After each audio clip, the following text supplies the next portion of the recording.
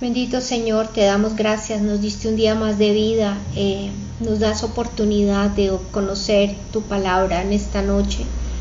Te pedimos que la señal llegue clara, llegue nítida, para que podamos compartir lo que tú quieres para esta noche. Bendice a todos los que se van a conectar y ayúdanos a serte fieles a ti hasta el último momento. Bendecimos este momento, te pedimos que nos hables, que nos redarguyas de pecado, de justicia y de juicio, Señor, y que podamos estar limpios y listos porque vienes pronto. Gracias, Señor Jesús. Amén. Amén.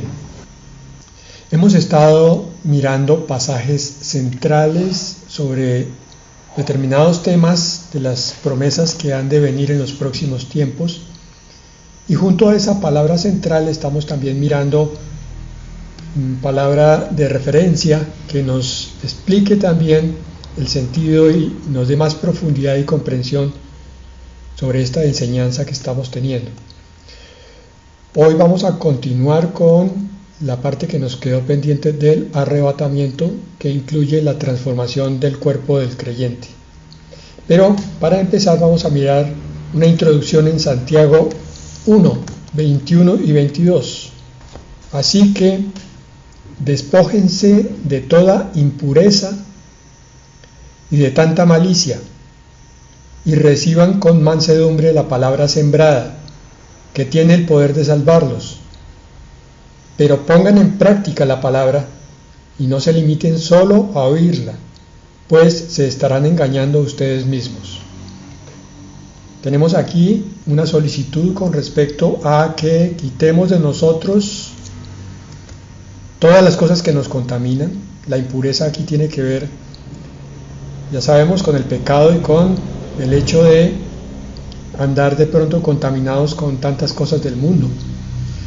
Pero la malicia a la que se refiere aquí son esas intenciones ocultas que a veces tenemos delante de Dios y no nos damos cuenta.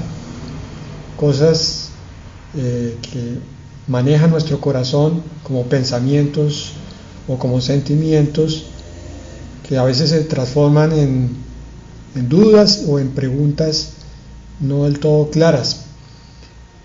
Y dice principalmente esta palabra: reciban con mansedumbre la palabra sembrada o implantada. Estamos estudiando la palabra. La actitud del creyente verdaderamente hijo de Dios es la de recibir la palabra con humildad, tomarla y dentro de su corazón decir: amén, Señor. Eso es sembrarla, eso es implantarla, y eso es permitir que dé fruto. Por eso en el versículo 22 nos dice: pongan en práctica la palabra. Pero ¿cómo vamos a hacer para poner la palabra del arrebatamiento en práctica? Pues meditándola, mirándola una y otra vez, oyendo el audio que nos repita algunas cosas que se nos escaparon la primera vez. Y escribir lo que Dios nos habla.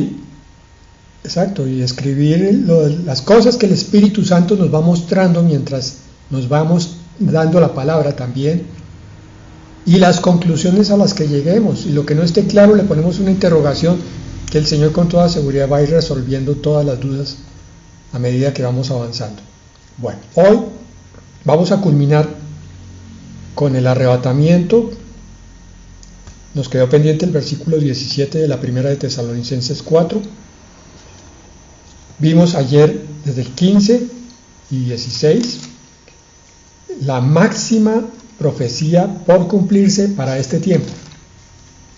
Ya casi todas o todas las profecías están cumplidas. Y la que queda pendiente es esta que estamos mirando. Lo estoy enfatizando así para que tu corazón se disponga para cuando la leamos y expliquemos. Ahora, ¿cuándo se va a cumplir esta profecía? Eso es algo que solamente está en la potestad de Dios y nadie más sabe. Ni siquiera los ángeles, lo dijo el propio Señor Jesucristo. El problema es que esta profecía podríamos decir que está muy descuidada. ¿Por qué? Pues en ciertas iglesias se predica y se ha predicado repetidamente entonces el creyente aparentemente se va cansando de oír y ver que todavía no ha llegado, que la misericordia del Señor se sigue prolongando, y entonces se abandona, se descuida. Y en otras iglesias no se predica. Ahora, por otro lado, parece que algunos la creen y están atentos, como nos dijo Santiago 1, pero otros muchos empiezan a relajarse, incluso a no creerla. ¿Cuál es la razón de que esto ocurra? Pues ni más ni menos que el amor al mundo. No se puede servir a dos señores. O se amará a Dios o se amarán las cosas de este mundo, las riquezas. Entonces, empecemos con la primera de Tesalonicenses 4:15 y 16 para repasar y continuamos con el 17.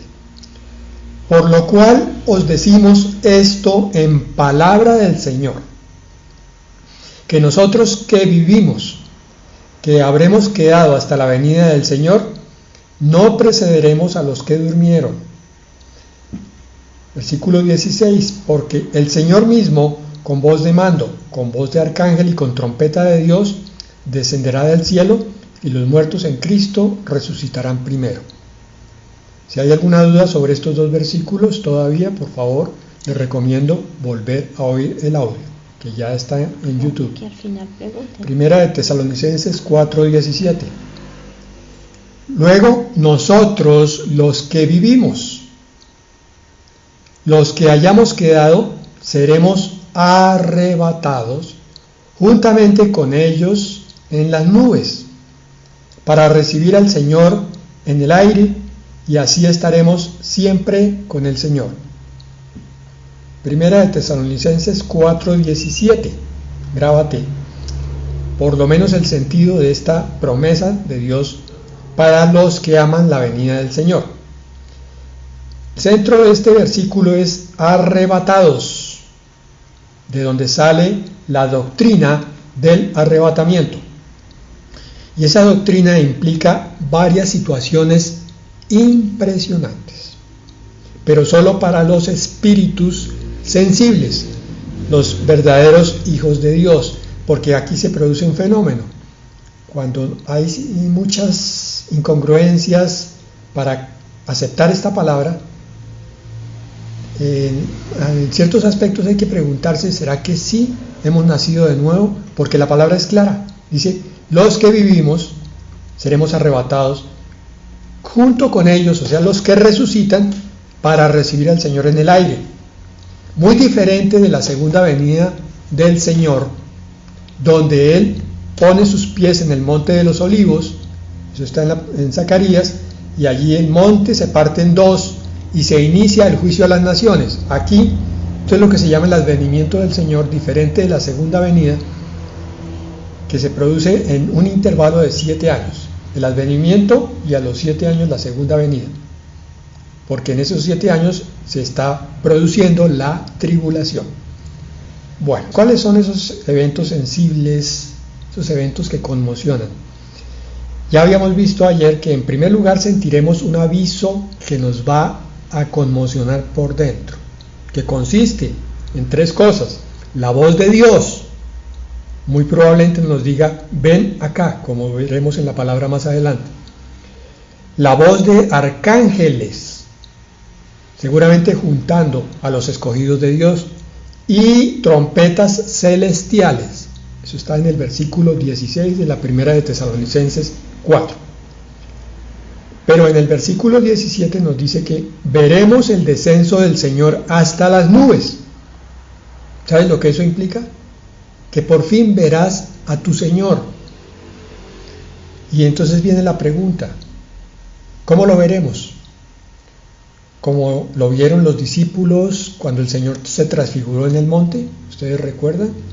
Allí estaban Juan y Jacobo y Pedro, y de pronto el Señor empezó a refulgir como un sol, y se aparecieron Moisés y Elías junto a él, resplandecientes también, todos con cuerpos transfigurados.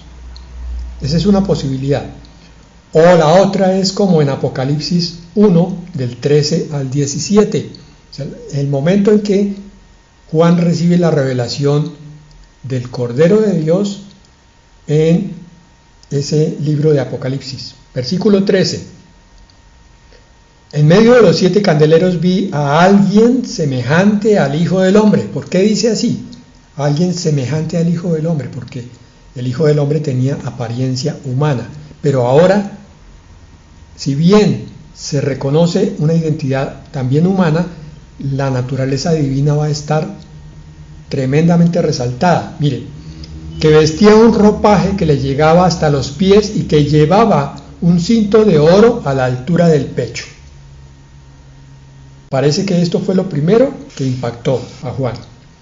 Versículo 14. Su cabeza y sus cabellos eran blancos como lana, como símbolo de sabiduría.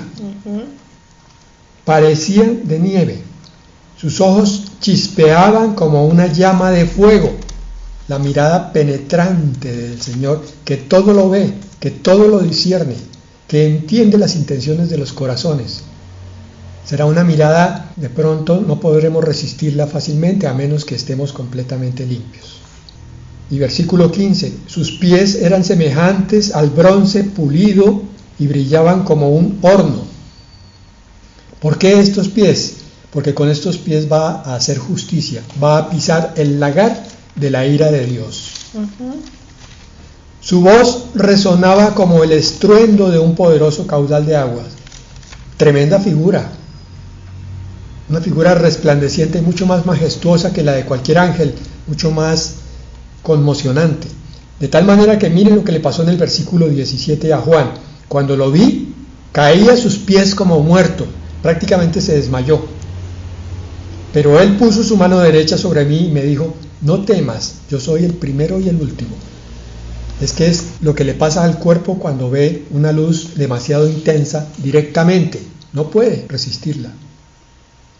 Lo mismo nos va a pasar aquí, pero la diferencia es que podremos mirarlo porque estamos siendo transformados, lo cual vamos a discutir más adelante. En primer lugar, ya vimos que sentiremos el aviso de parte del cielo, veremos el descenso del Señor hasta las nubes. En tercer lugar, veremos la resurrección de los muertos en Cristo. Consideremos eso, es estremecedor. De los diferentes cementerios del mundo se están abriendo lápidas y están saliendo los muertos en Cristo, resucitados y resplandecientes, y empiezan a subir. Nosotros todavía estamos por una fracción de instante, ni siquiera de minutos, sino de instante. Estamos en la tierra mirando porque dice que ellos subirán primero, ellos irán adelante. Pero inmediatamente nosotros, por eso en cuarto lugar, seremos tomados sorpresivamente, porque es en un abrir y cerrar de ojos. Y yo me imagino que esto debe ser muy conmovedor porque mientras yo esté subiendo, voy a estar pensando en lo que dejé atrás, en todos los dolores, las enfermedades, las angustias, las persecuciones, las calumnias, los insultos que haya recibido, las incomprensiones. Pero mientras tanto también estoy empezando a ver lo que me está esperando. Siempre que yo pienso en esto, siento que se me va a quebrar la voz y que voy a llorar. Es lo menos que me puede pasar de la conmoción tan tremenda después de haber leído tantísimas veces la palabra de Dios sobre estos eventos. Tú tienes que hacer el ejercicio espiritual de meterte en esta situación para que te pueda tocar el corazón, hermano. Porque tú puedes recibir la palabra de una forma indolente, fría, pero la otra es la del verdadero Hijo de Dios, que está viendo cómo su papá le está mostrando la promesa grandiosa de lo que va a hacer. Y entonces el Hijo sueña con ella, y eso hace que se transforme toda su vida. El propósito de repasar esta palabra es precisamente eso, que nuestro corazón se caliente para Dios y que desechemos todas las cosas que son basura. En quinto lugar, recibiremos al Señor en el aire. Todo eso nos lo decía el versículo 17. Los que hayamos quedado seremos arrebatados juntamente con ellos en las nubes, con los resucitados, para recibir al Señor en el aire, y así estaremos siempre con el Señor. Recibiremos al Señor en el aire y para siempre. ya no más momentos de mucha efervescencia espiritual y momentos de apagón. Imaginémonos la mejor reunión que hayamos tenido en una iglesia, el día más esplendoroso en el cual el Señor se manifestó plenamente en esa congregación. Y ahora prolonguemos ese momento por toda la eternidad, ya no se acaba. ¿Qué ocurre después? Las puertas del cielo se abren para recibirnos. Apocalipsis 4, del 1 al 2. Después de esto, miré y vi en el cielo. Había una puerta abierta. Entonces, la voz que antes había escuchado y que era como el sonido de una trompeta, me dijo, sube acá. Por eso les dije que de pronto la voz de Dios, de la que habla Tesalonicenses 4:16, es esta, sube acá y te mostraré lo que va a suceder después de esto. Es la voz de mando del versículo 16 de la primera de Tesalonicenses 4. Y en el 2 dice, al instante quedé bajo el poder del Espíritu y vi que en el cielo había un trono y que alguien estaba sentado en él. O sea, estamos viendo ahora a Dios el Padre. Y al entrar por esa puerta, la puerta abierta en el cielo, que se cierra detrás, se inicia la tribulación de 7 años. Quedamos en la presencia del mismísimo Dios, de ahí en adelante. De ese Dios del que tanto habíamos oído en la palabra y que en ocasiones nos había costado captar. Vamos a ver un resumen de esto también que está en Isaías capítulo 26. Ya les digo los versículos. Con esto vamos a ver que cuando investigamos de la mano del Espíritu Santo, un tema que nos apasione, que nos intrigue, y que hayamos orado precisamente para que el Señor nos revele conforme a lo que dice Jeremías 33:3, cosas grandes y ocultas que son mostradas a los que claman. Esto es lo que estamos viendo, cosas grandes y ocultas, que son mostradas a los que tienen el corazón dispuesto, a los que están buscando de Dios. La profecía de Isaías 26 es una profecía velada. Yo la había leído varias veces y no la había comprendido, pero que se está revelando en estos tiempos. Igual que esta, hay muchos pasajes en el Antiguo Testamento que los judíos han mirado en 1000 cantidad de veces y no han comprendido, y nosotros los cristianos hemos hecho también lo mismo. Versículo 2 y 3. Abran las puertas y que entren los justos, los guardianes de la verdad. Tú guardas en completa paz a quien siempre piensa en ti y pone en ti su confianza. ¿Cuántas veces hemos predicado sobre ese versículo? Y lo habíamos tomado aislado y no habíamos visto que estaba dentro de un contexto que es puertas abiertas. ¿Cuándo se abre? Cuando entra, como dice el versículo 2, a ese sitio los justos, cuando entra al cielo, los guardianes de la verdad, los que han vivido una vida sin engaño. Y entonces son guardados allí en completa paz. Más adelante en el versículo 19 nos habla de la resurrección. Estoy en Isaías 26, miren. Versículo 19. Pero tus muertos vivirán, sus cadáveres volverán a la vida. Los que ahora habitan en el polvo se despertarán y cantarán de alegría.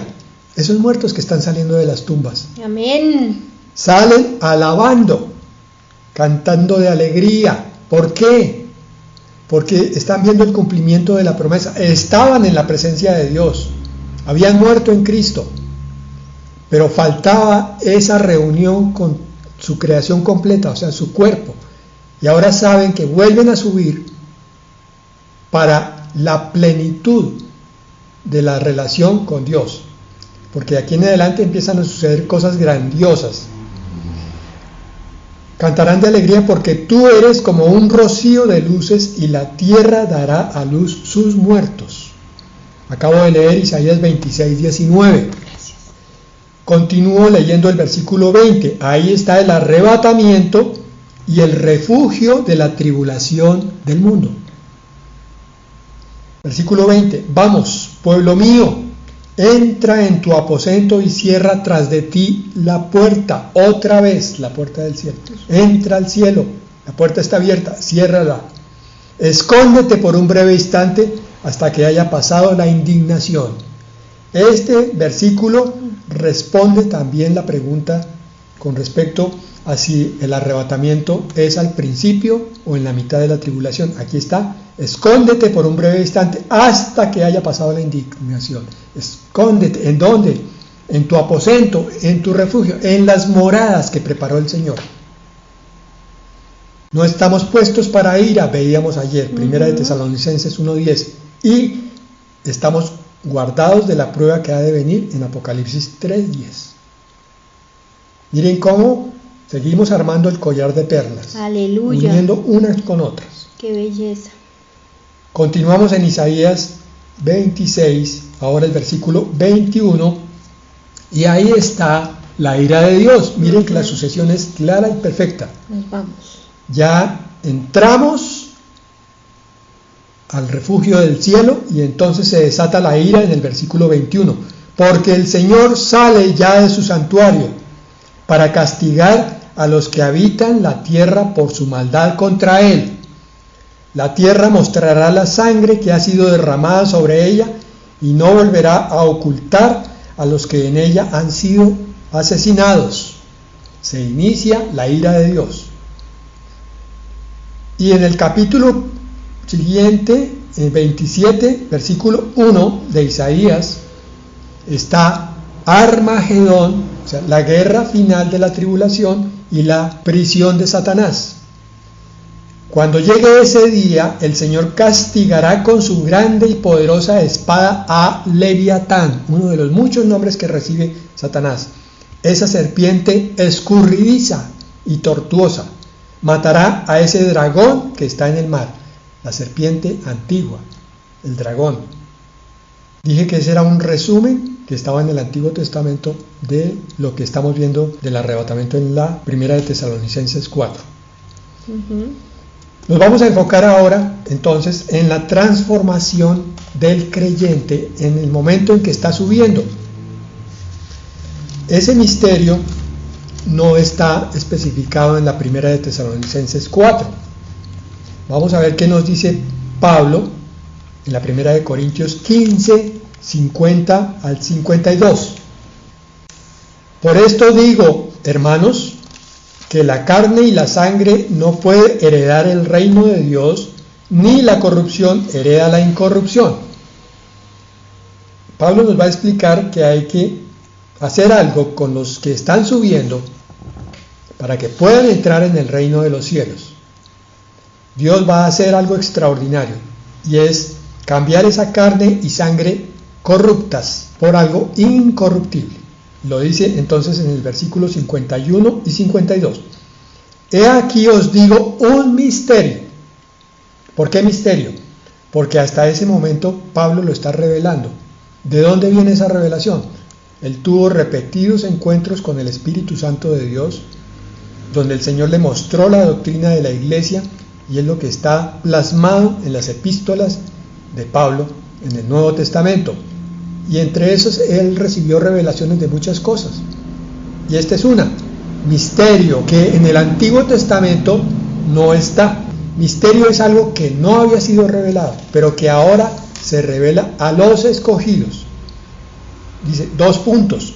No todos dormiremos, pero todos seremos transformados. Se está refiriendo a que algunos van a morir en Cristo y otros no, para el momento de la llegada del Señor, que está en el siguiente versículo, pero todos tienen que recibir una transformación. Los muertos que están en la sepultura salen con un cuerpo completamente renovado, y los que estén vivos o estemos igualmente sufren esa transformación. Versículo 52. En un momento, en un instante, en algo más pequeño que un segundo, la millonésima de un segundo. Esa es la palabra griega que está allí. En un momento, en un abrir y cerrar de ojos. lo que te demoras en parpadear. Menos de eso. A la final trompeta, de la trompeta que nos hablaba la primera de Tesalonicenses 4:16, porque se tocará la trompeta y los muertos serán resucitados incorruptibles y nosotros seremos transformados.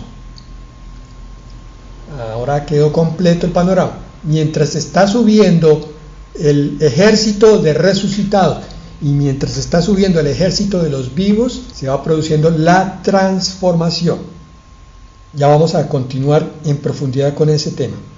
Segunda de Corintios 3:18, para tener una idea de la transformación que vamos a sufrir. Digo yo sufrir en términos de proceso, no que nos vaya a doler. Y para que meditemos en lo que es la santidad, hermanos. Así que abran sus oídos y su corazón. Segunda de Corintios 3:18 dice: por lo tanto, todos nosotros que miramos la gloria del Señor a cara descubierta, estos son, primero, aquellos que en ese instante, donde están siendo arrebatados, ven al Señor que baja hasta las nubes, lo están viendo a cara descubierta. Pero también se refiere a los que en este momento están caminando en santidad, a los cristianos juiciosos, dedicados, comprometidos, estudiosos, los cristianos que van a buscar a su Señor en comunión, a hablar con Él, los cristianos que buscan y anhelan su presencia.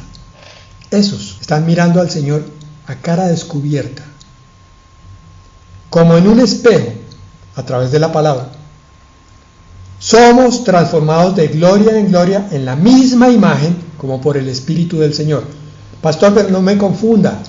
No, hermano, a ver, hay dos transformaciones. La grande, la espectacular, la definitiva es la que se va a producir y se llama glorificación cuando el Señor baje hasta las nubes. Pero hay una que se debe estar produciendo en tu vida cristiana, que es la continuación del proceso de salvación y que se llama santificación. Esta es la transformación de gloria en gloria en la misma imagen por el Espíritu del Señor. No te confundas. La glorificación es cuando el Señor arrebate. Aquí es santificación. Seguiremos con algo de pecado todavía en la santificación, pero en la glorificación todo pecado será quitado. Y por eso es que podremos entrar al cielo, al lugar santo, por el Espíritu del Señor. Él es el que está produciendo la santificación día con día en aquellos cristianos verdaderos hijos de Dios, espirituales. Segunda de Corintios 5, solo el versículo 1. Bien sabemos que si se deshace nuestra casa terrenal, es decir, esta tienda, ojo con la palabra tienda, que es nuestro cuerpo, en los cielos tenemos de Dios un edificio. Compara una tienda de campaña con un edificio gigantesco. El cuerpo corrupto que tenemos ahora con el cuerpo incorruptible que el Señor nos va a dar. Una casa eterna la cual no fue hecha por manos humanas.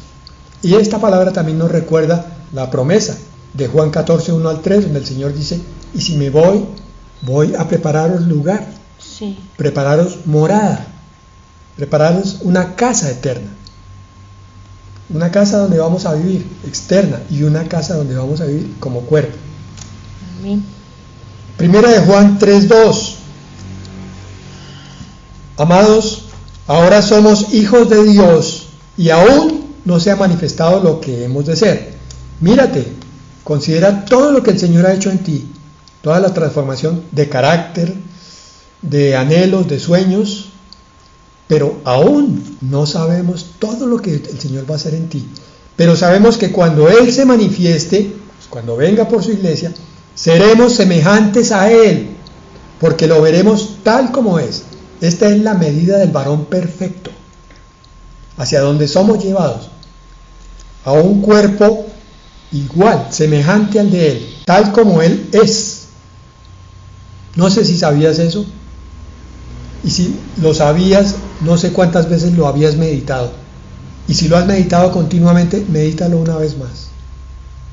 Esto que está por cumplirse, el arrebatamiento, es el evento más extraordinario de tu vida. Esto es apenas el comienzo, la transformación, pero mira hasta dónde vamos ya.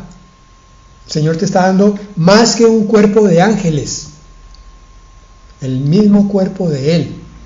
Colosenses 3:4. Cuando Cristo, que es la vida de ustedes, se manifieste otra vez, entonces también ustedes serán manifestados con Él en gloria. La gloria de Dios le es dada a sus hijos.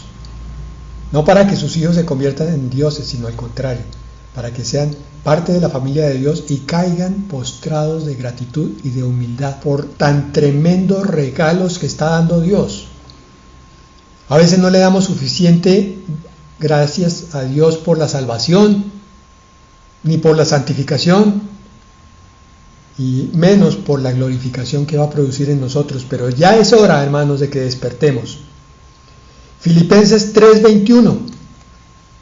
Él transformará el cuerpo de nuestra humillación, este que sufre tanto, este que se duele tanto, para que sea semejante al cuerpo de su gloria, por el poder con el que puede también sujetar a sí mismo todas las cosas. Llevamos 4 confirmaciones y falta la quinta de lo que es la transformación del creyente. Lucas 20:36. Porque ya no podrán morir, sino que serán semejantes a los ángeles, y son hijos de Dios por ser hijos de la resurrección. Fuimos resucitados cuando morimos con Cristo. Ya no moriremos más. Y si morimos en el cuerpo, seremos transformados al salir de la tumba y llevados a un estado mayor que el de los ángeles. Pero aquí nos compara a los ángeles por lo menos, para que tú y yo alcancemos a captar la magnitud de esto que está haciendo Dios. ¿Cómo será entonces el cuerpo de gloria del cristiano? Volvemos a la 1 Corintios 15, 42 al 49. Están las características. 1 Corintios 15, 42. Así será también en la resurrección de los muertos. Lo que se siembra en corrupción, resucitará en incorrupción. Primero, tu cuerpo ya nunca más se va a enfermar, ni a morir, ni a dañar. 1 Corintios 15, 43. Lo que se siembra en deshonra, resucitará en gloria. Ya lo vimos atrás. Seremos transformados para ser manifestados con Él en gloria, decía Colosenses 3:4. Lo que se siembra en debilidad, resucitará en poder. Llevamos 3 cosas: incorrupción, gloria y poder. Ya explicamos un poco más lo del poder. 1 Corintios 15, 44. Se siembra un cuerpo animal y resucitará un cuerpo espiritual. Porque así como hay un cuerpo animal, hay también un cuerpo espiritual. Pero ojo con esto. Este no es un cuerpo nebuloso, como el que nos ha metido en la cabeza la religión, algo que uno escasamente puede ver porque es completamente inmaterial. Cuidado, porque aquí las características son diferentes. Y 15:48, semejantes al terrenal serán también los terrenales, y semejantes al celestial serán también los celestiales, espiritual y celestial.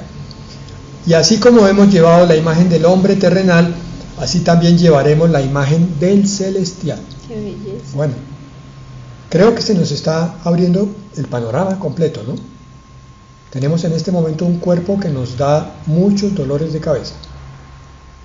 Vamos a pasar a un cuerpo completamente opuesto y transformado, completamente elevado y hasta incomprensible todavía para nosotros. Por eso, complementemos un poquito más. ¿Cómo fue el cuerpo resucitado del Señor Jesucristo? Primero, fue un cuerpo real. Por eso decía que no era nebuloso. Lucas 24:39. El Señor se le presentó a los discípulos y le dijo: mirad mis manos y mis pies, que yo mismo soy. Palpad y ved, porque un espíritu no tiene carne ni huesos, como veis que yo tengo. Bueno, Ahora entendemos que es el cuerpo espiritual del Señor Jesucristo. Sí, es espiritual y es celestial, pero de alguna manera se puede tocar. Es poderoso. Juan 20:19.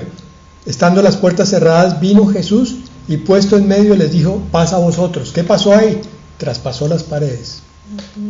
Entonces fíjense la incongruencia que existe para nuestra mente. Aunque es un cuerpo material que se puede tocar, al mismo tiempo es un cuerpo espiritual que traspasa paredes y que puede estar en cualquier sitio a la velocidad del pensamiento.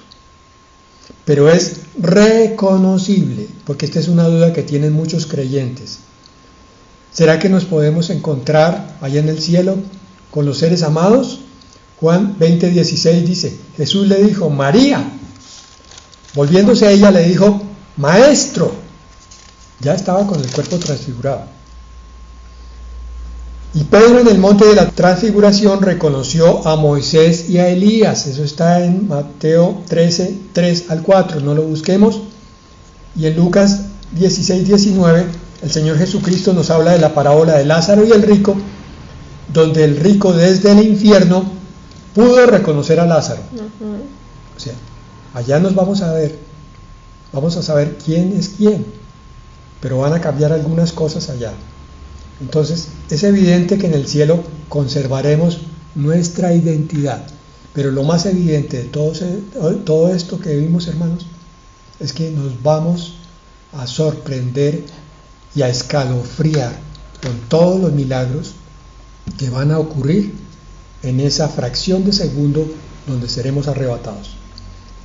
La siguiente promesa que vamos a ver más adelante es la de los galardones y la vida en el cielo.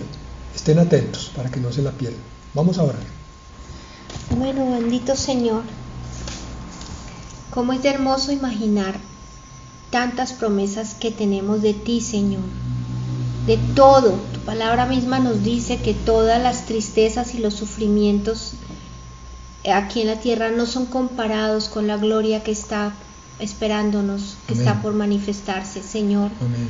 Ayúdanos a entender, a meditar, como dice tu palabra una y otra vez, que este tiempo que vivimos en la tierra es corto. Así sea que pasemos 40, 50, 60, 70 años, no son nada, transcurrieron en un momento. Amén. Y ya estamos en la recta final, Señor. Este tiempo aquí en la tierra es muy corto y vamos hacia la eternidad y queremos graduarnos con honores, sirviéndote a ti, agradándote a ti, desechando todas las cosas que nos hacen caer, desprendiéndonos de esa vestidura de pecado, de odio, de chisme, de resentimiento, de mentira. Ayúdanos y no permitas que el mundo y todos esos afanes nos quiten de esto que hoy nos enseñaste. Te lo pedimos, Padre, santifícanos cada día más. Ayúdanos a meditar en tu palabra, a estar hablando contigo y apartados de esta corrupción que es este mundo. Gracias, Señor, bendice a los que escucharon hoy tu palabra y ayúdalos cada día a tomar decisiones de vida eterna y que ellos puedan compartirle a otros en amor, en humildad y en sencillez. Gracias, Señor, en el nombre de Jesucristo nuestro Señor. Amén. Amén.